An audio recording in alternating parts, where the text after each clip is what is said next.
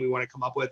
Today, I'm interviewing my friend, Elyse Archer, and I got to tell you, I'm super pumped up because she just dovetails beautifully into what we're trying to do here. She is an expert in video lead generation, in personal branding. I'm going to actually keep an eye up here in the corner on the Facebook thread, just in case there's any questions that people come in. First of all, I would be remiss if I didn't ask, how's the pregnancy coming and when's the baby due? Thank you for asking. Yeah, pregnancy is coming along. So it's actually been funny just to be doing everything on Zoom. It's like a lot of people have made me feel good because they've said, I can't tell that you're pregnant right now. So that, of course, has made me feel good, but I've got a giant belly that you just can't see right now. So baby is due August 2nd. So we're getting there. We're getting there, but things are going well. Baby's kicking and dancing all the time. And it's fun. It's a lot of fun. I'm loving it. That's awesome. What are you most looking forward to, by the way? We'll get right into some branding here in a second, but what are you most looking forward to as far as being a mom? That's a good question. I wanted to be a mom for so long. I mean, I think I told you this, we were in the adoption process when we found out we were pregnant because we just wanted to have a kid so bad. So I'm looking forward to all of it. You gave me good prep today when I hopped on the Zoom and heard the screaming children in the background. It was a good reminder of this is really going to help me be patient and grow in that area. So, but we're just so excited for all of it. I don't know if there's one thing. That's awesome. Well, I just want to say to Andrew, Victor, Casey, Mark, if you're here watching this live, do me a favor, leave a question, hit the like button, like start a watch party, because Elyse is going to add so much value and information. So let's just get into it first. Like when somebody says, personal branding, and I think this has become a big catchphrase since the rise of Gary Vee a few years ago, what's the difference between personal branding and lead generation? Because I think they're distinctly different, but we haven't talked in this group yet about why they're different. So maybe you could talk about, what's lead generation versus personal branding? Yeah, I love this question. So I think at the end of the day, your personal brand is just your reputation, right? If we were going to make it really, really simple. Now, I think for most of my clients and for a lot of people who are working on building their personal brand, the end goal is often to generate leads more easily, right? It's like the better known you are, the more leads and opportunities come in. So one of the things that we talk about in my company Brand Builders Group is reputation always precedes revenue. So if you're not hitting your revenue goals, it's not necessarily that you have a revenue problem. It's more likely that you have a reputation problem. So either people don't know you well enough, they don't trust you, or they don't clearly understand what you do, or just not enough people know about you.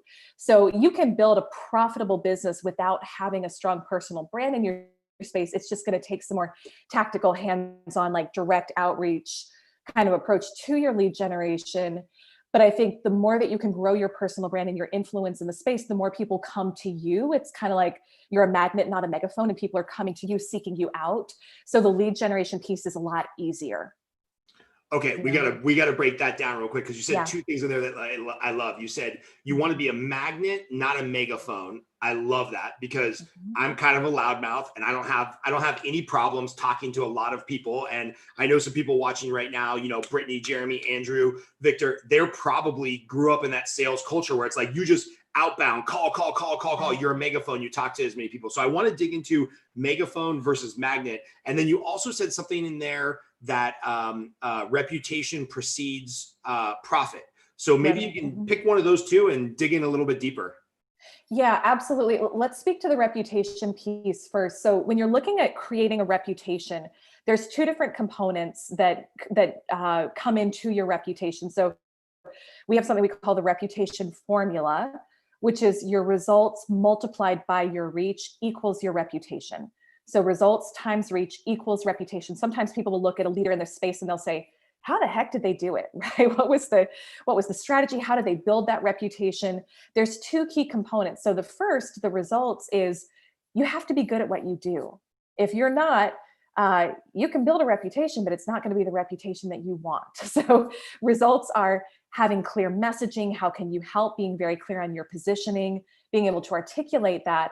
And even if you've got all those things, though, if nobody knows about it, you're the best kept secret in town, and you're not doing yourself or anybody else a favor either. So the reach piece is how many people know about you. So those two key components combined are what form what we call a rock solid reputation. So the stronger your results, the more people who know about it equals your reputation. So as you focus on building out those things, that's part of how you can transition from being a megaphone into more of a magnet. And usually for most people at the beginning too, you gotta do the megaphone thing, right? Like if you're just starting out and you need to generate leads, it's like you've got to do the roll up the sleeves, do the hardcore prospecting, the cold calling. There's some of that goes into it for everyone at the beginning. But the beautiful thing is if you are simultaneously focusing on building your reputation in your space, over time it transitions from more of a push where you're reaching out, you're initiating contact, you're having to kind of sell people on working with you, to a pull where people are coming to you. So the question sometimes becomes, how do you do that? How do you make that transition? I think the key is to get really, really focused and clear. There's this concept that we talk about called Sheehan's Wall, and it's named after this consultant named Peter Sheehan, who studies brands and corporations who become bestsellers in their space to see what is it that they do differently than everybody else. And we kind of took this model and applied it to personal brands and to individuals. And essentially what Peter says is in every industry, there's an invisible wall. And on one side of the wall, you've got people who are well known. And on the other side, you've got people who aren't as well known. And on the side of the unknown, everyone wants to break through. So they see the opportunity if they have a big social following. They see the opportunity if they were speaking on stages or more influential in their community. They want to make the income. They want to have the impact. But the challenge is you've got this invisible wall dividing the two. And what happens is people will try to come at the wall, but they'll do it from all different angles. So they won't be clear on what's their social media strategy. How are they very clearly positioned in their space? What's the very clear problem that they solve for people? Who specifically are they going to help? So they come at the wall from all these different angles, and there's nothing that's ever strong enough to break through. So they end up having what we call brand dilution, and they kind of just bounce back off. The people who do break through, though, are the ones who say, look, even though I could build a reputation around 10 different things, I'm going to go all in on building a reputation and becoming known for this one core thing, helping a specific group of people solve a specific problem. I'm going to have a very specific focused social media and lead generation strategy with it. And they go all in on that thing. And because they're so focused, there's a visual that makes all this a lot easier that I can send you if you want to post it afterwards. But Perfect. Because they're so focused, what happens is they come at the wall in a very direct, focused way. And it's literally just a matter of time with enough consistency and clarity of messaging that you break through that wall. And then once you're on the other side, it's like the world opens up. You can build your brand around more things. You've got more people reaching out to you. That's when you're on the pull side of Sheehan's Wall. So that's the whole strategy, is get really, really focused on how are you unique? How are you different? Who are you serving specifically? And that helps you break through that wall and become that magnet. Yeah, and I know we've got a couple of people watching, Carrie, Jamie, Brian. They work in the mortgage and the title insurance space, and some different, sales funnels that go through the housing industry. And I was on a call the other day with Jamie where you're joking, like, there's just nothing sexy about our job. Like putting somebody in debt for 30 years isn't particularly sexy, or, she sells a title policy for that moment in time where maybe the 1 out of 10 or 1 out of 100, title transfers of a house go sideways. Like people don't really understand this, and it's not intrinsically sexy. We're not selling a pretty red dress, or we're not selling the actual house where people are going to live their dream. So let me just ask, like, if you haven't done any of this personal branding stuff and you want to start to like chip through that wall to be like, all right, well, in my space, I really want to be known. What's something tactical that myself, Brian, Carrie, Jeremy, what's something tactical that we be like, all right, I believe you, Elyse. Like I know I need to have a personal brand for my reputation and get my reach out there, but I don't want to bounce all over the place. Like where do I start if I don't have the money to hire a firm like the one that you work for, which is a big boy marketing firm that if anybody wants a real full laid out strategy, we'll make sure the contact information is here. But where can somebody start if they haven't started before? Yeah, great question. Well, and here's what's great too, is that's part of why I think this is so important if you are working in a non-sexy industry, which a lot of my clients are, because the best asset you have is you. At the end of the day, the best thing to make it sexy, to make it intriguing, to make it interesting, to connect with people is you being the face of your business and your company. That's what people connect with. People follow people, they don't follow companies. So if somebody is looking to figure out, okay, how do I just start to get my name out there and build my reputation, a really easy exercise that you can do is just do a brainstorm. Sit down and think about, for your ideal customer, what are all the questions they would have surrounding your industry? And it doesn't have to be specific to title, right? Like most people probably aren't sitting around asking a million questions about title insurance, but they may be asking questions about real estate, or they may be asking questions about homeownership, right? Like there's all these different things, and just doing a brainstorm of what are the questions kind of surrounding my industry and my space that my ideal customer would have. When we're working with clients, we try to get a list of 52 different questions. The idea behind it is that actually gives you enough content for an entire year, if you come up with that list. And then the strategy is really simple. It's every single week, you're going to go on social media, you're going to do a short video and answer one of the questions that your ideal customer has. It's all about being of service. So what this does for you is it allows you to start to become a really valued resource and asset for your customers.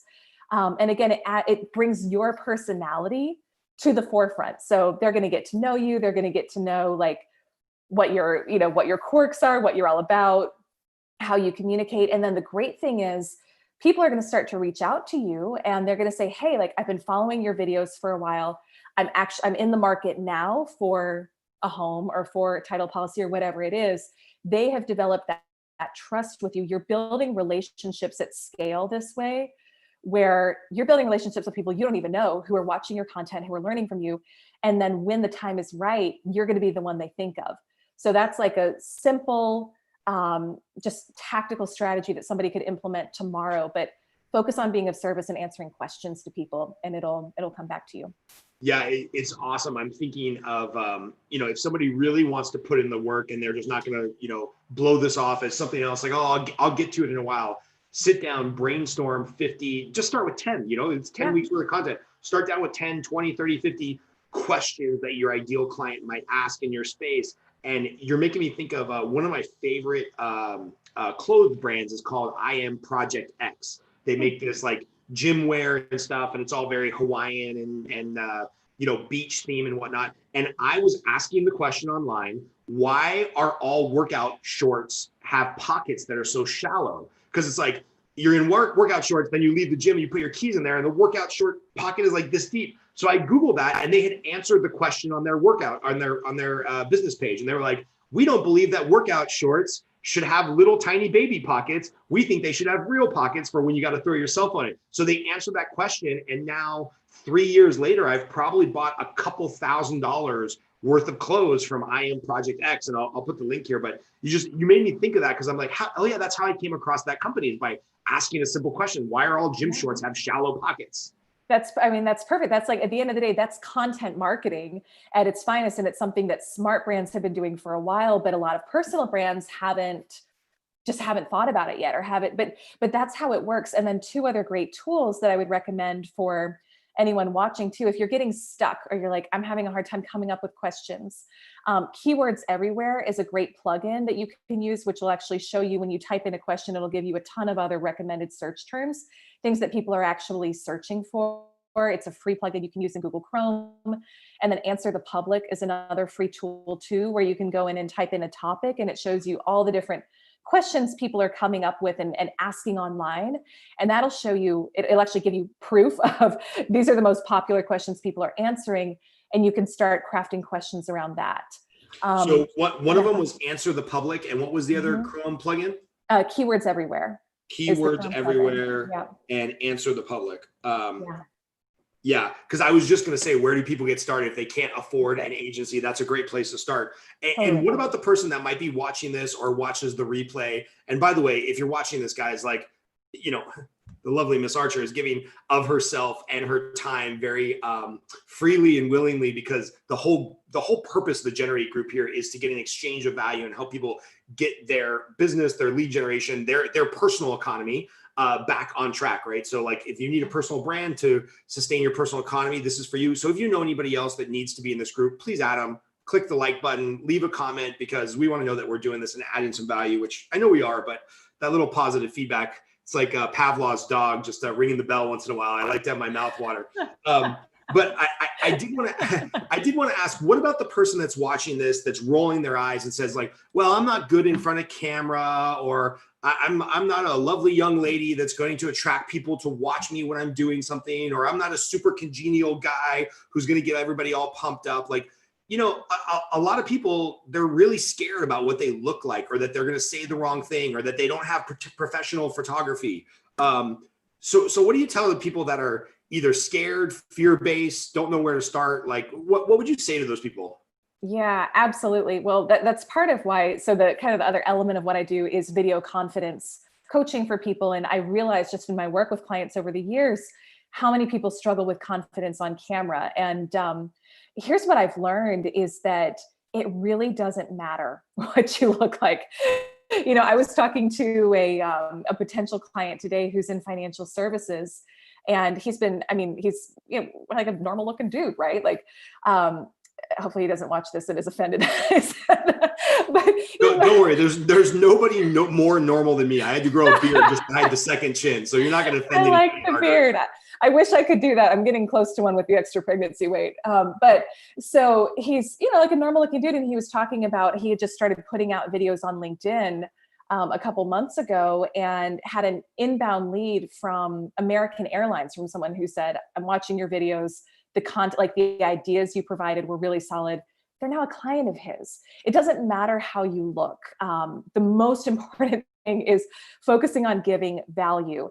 With that said, look, I get it. If somebody's struggling with body image or insecurities, like I spent years, my teens and 20s, struggling with eating disorder, body insecurity. So that's part of why I do this work, because I get it. If somebody's like, I feel insecure, I don't feel confident on camera, I think a couple key things help. One is, don't watch your videos before you put them out. So people will unnecessarily torture themselves if they go back and they rewatch, especially if you're struggling with confidence in front of the camera. It's like, record it, get it out there, because otherwise you're going to agonize over, I didn't do this right, I didn't do that right. And it's not necessary.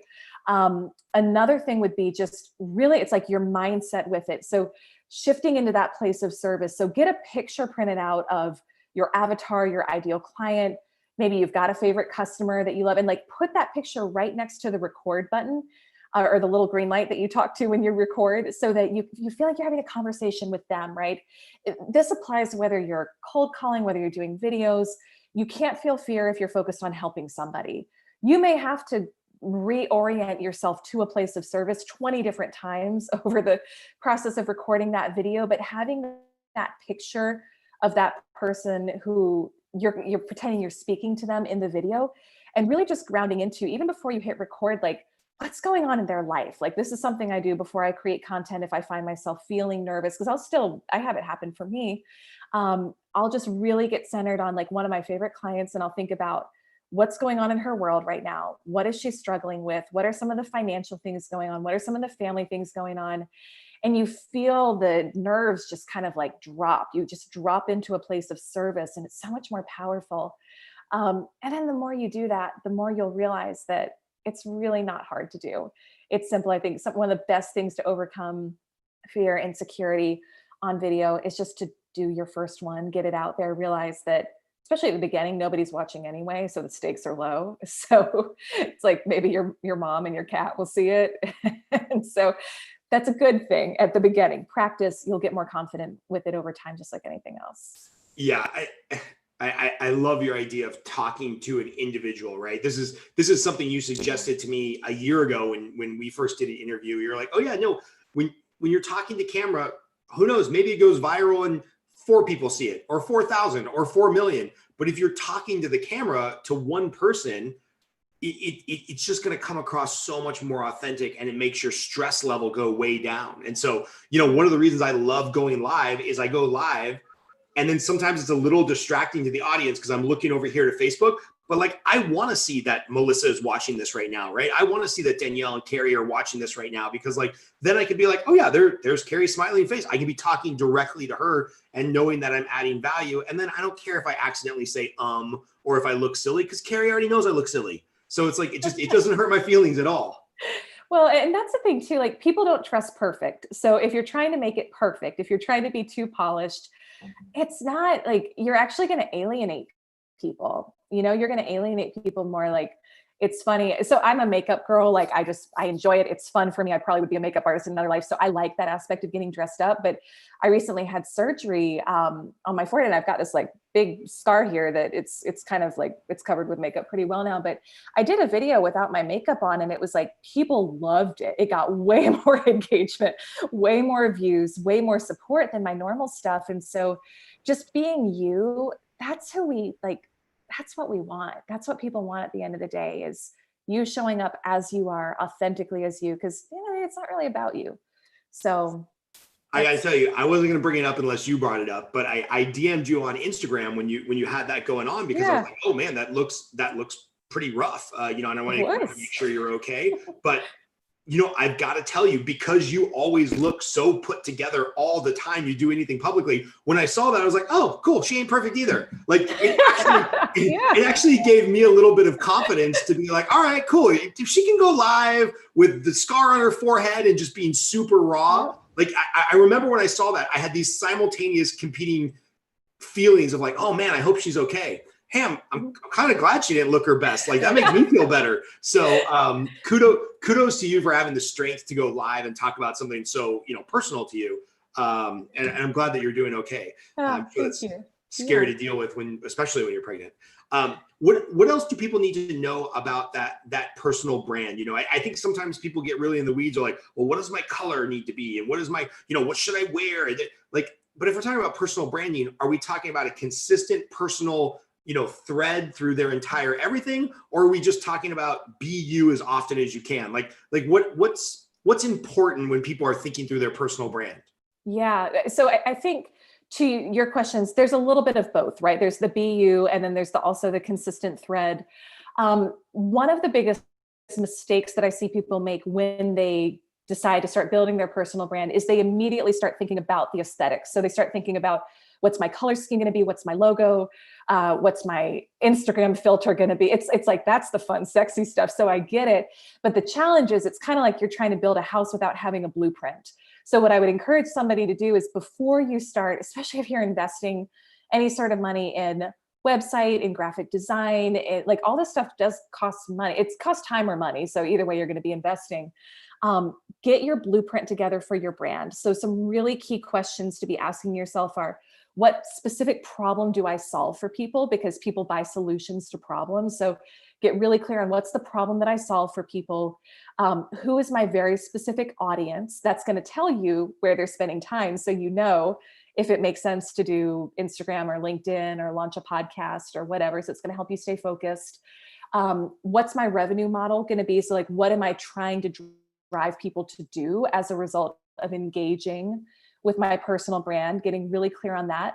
What's my positioning in the audience? So knowing what your bio is. I'm amazed at how many really talented people I work with who have great accomplishments, and frankly, their bio sucks. It's like they forget to add in achievements, or they're too humble, or it's 5 years old and it's outdated. So taking the time to make sure that you've got a polished up bio, and you're clear on your positioning and how you're going to help your people. And then really just on your overall like social media and content strategy.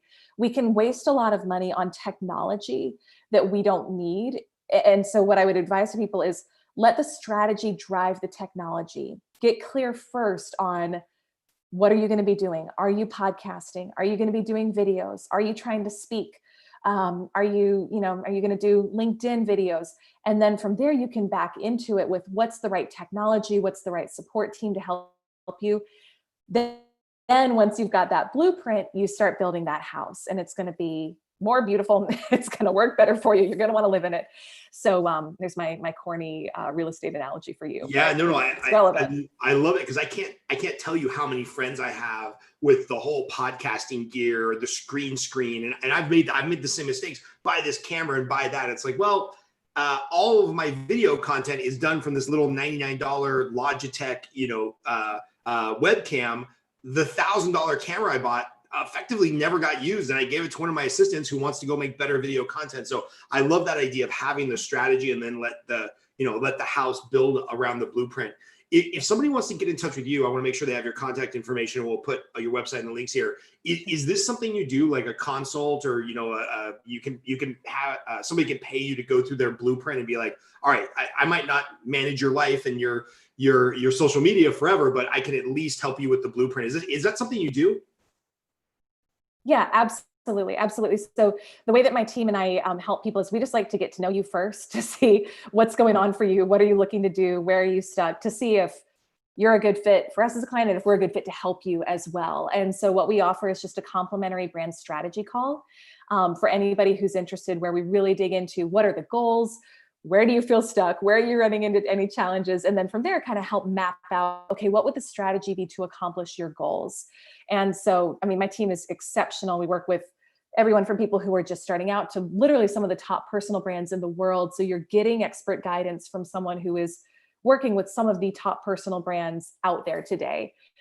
So someone can absolutely receive that call complimentary, and you just need to go to freebrandcall.com/EA to get registered for your call. So freebrandcall.com/EA, you can get registered for a call, and would love to meet and connect with anybody who is looking to grow their brand and grow their reputation in their space. I know you're not into name dropping, so I won't use the gentleman's name, but on that bookshelf is one of my favorite authors, and you guys help his personal brand. And he's the really big deal, which means you guys are a really big deal. So at some point I'll have to get an introduction, because I love both of his books, and I know you know what I'm talking about. So we'll talk about that at a later time. Sure, but on that shelf, I've got Gary Vaynerchuk's book, Jab, Jab, Jab, Right Hook. And one of the things that people are making fun of me about in this Generate group is like, oh, so you got this big group, you're going to try to get thousands and thousands of people in here. Like, what's your return on investment? Like, what's your sales strategy? You're going to try to sell. I'm like, no, I'm not selling them any mortgages, because I got a bunch of mortgage people in here, and I don't even do mortgages outside of Southern California. I'm not selling anybody coaching. It's like, I don't have that return on investment. I'm really just doing this for altruistic purposes. But if people are thinking through building their personal brand, and they're like, okay, I want to give till it hurts, I want to ask questions, or I want to answer questions, I want to, open up a little bit more than I even feel comfortable, and show a little bit about my personal life and my family. When is the appropriate time, or with what consistency, 10% of the time, every fourth post, like where's the ask for the business, right? Because you and I have seen people where it's like, they put out content, and then you and I meet them at a conference, and they're like, oh yeah, I made $40,000 last year. And I'm like, well, you can't survive in Southern California if you're making $40,000 a year. So you can give it till it hurts, but at some point you got to remind people you're here to make a living. So totally. Where is that line in the sand where people, give till it hurts, give out value, but then also let people know, like, hey, a little something for the effort. Yeah, absolutely. And I think it's a fundamental mindset shift too, where I think it's like, any sort of shaming of somebody who is putting themselves out there and giving, where people are like, okay, there's an ulterior motive. I hope culturally we can drop that, because at the end of the day, you deserve to be well supported financially for the work that you do. And that's really a shift in mindset of there can be an and. It's a both and. You can give and help people. And yes, you should make great money in exchange for doing that as well.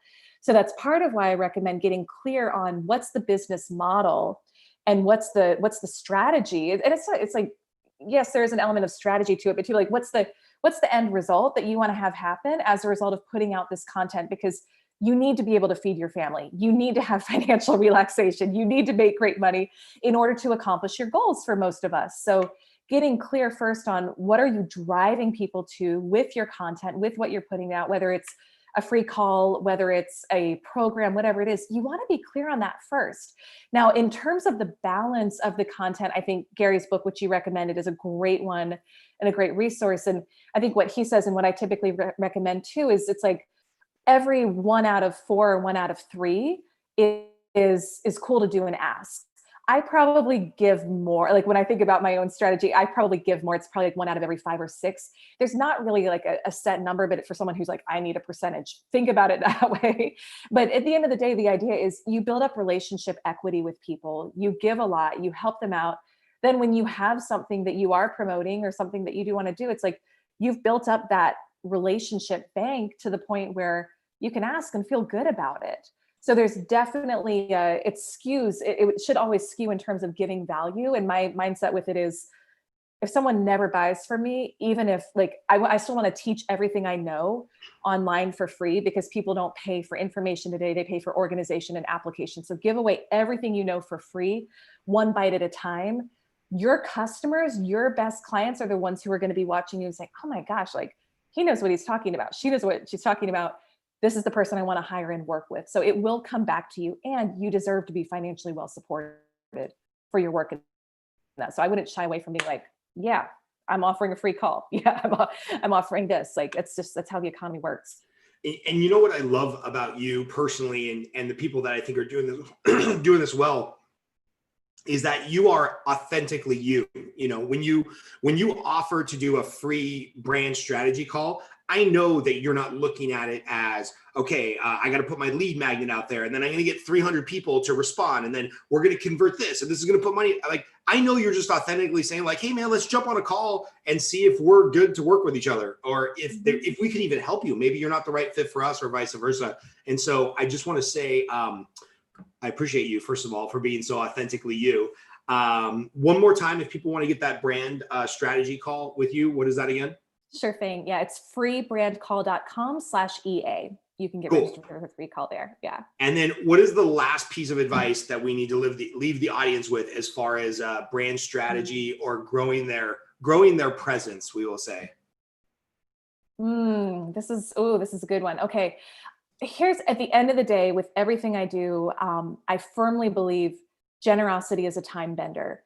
The more you give, the more you help, the more you focus on being of service and showing up. And like I said, giving away everything you know for free, it's going to speed up the process for you. It's going to speed up the lead generation process. It's going to speed up your business growth process. And at the end of the day, you're going to feel good too. So don't be afraid to share what you know. Don't be afraid to be helpful, to be of service. That's what's going to help you just speed up and expedite that process of growing your business. And like I said, at the end of the day, it's also your legacy. You're helping people, you're serving people. So be extremely generous with what you share. And sometimes in ways you do not expect, it will come back to you. It always does. Cool. Well, I appreciate it. Stay safe out there in Atlanta with you and your family. And I'm looking forward to seeing the baby pictures here in about 2 months, right? 60 days, something like that. Coming soon. Yep. Both Jason and I are working on a bump together. So we'll be taking bump photos Perfect. soon together for social. So thanks so much for having me on. No, we appreciate you. Anytime you want to come on and talk about branding, we love you. We appreciate it. And all of your information is in the comments. People can seek you out there. And then, let us know how things are going for you. Will do. Thanks so much, Scott. Talk to you soon.